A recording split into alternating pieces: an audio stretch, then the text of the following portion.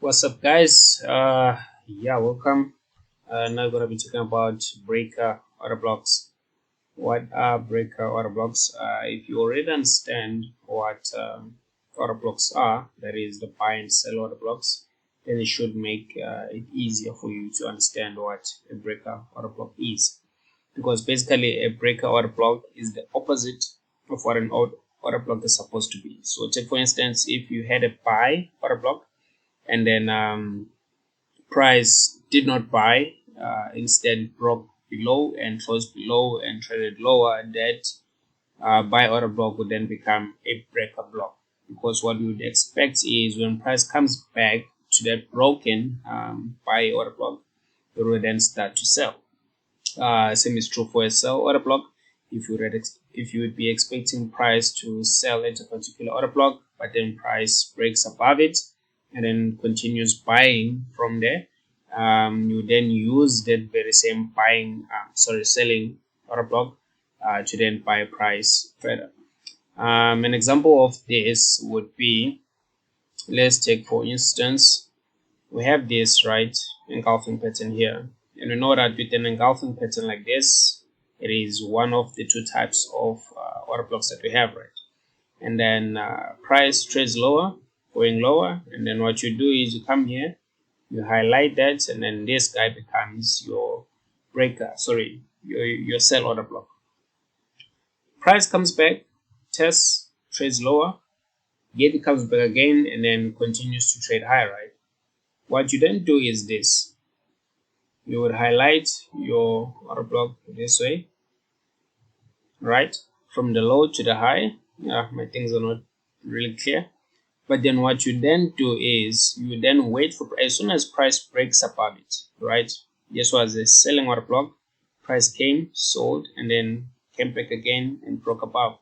You then wait for price to come back and retest that very same sell order block, but then this time you'd be using it to buy.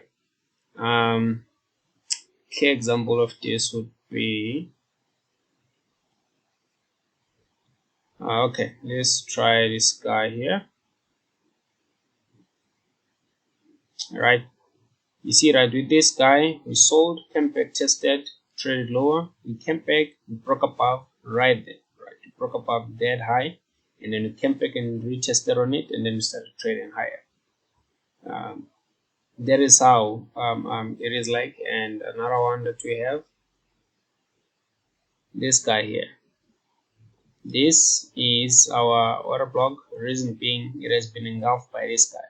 So this selling candle will be used as a buying order block, but as you can see, price comes back, trades lower, right, continues going lower. So what you do then is this: highlight our break order block, and then we wait for price to come back, and then we sell from it.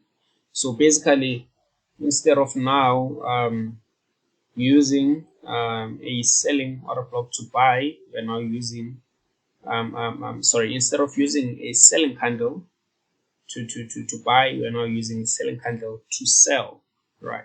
Instead of using a buying candle, in this case this buying candle, to sell, as we did here, we're now using it to buy right there, right? And this is basically it. If you understand order blocks and how to identify order blocks, it will then be easier for you to identify breaker blocks. As soon as price trades above, you basically use that very same level that you had before to then buy. Instead of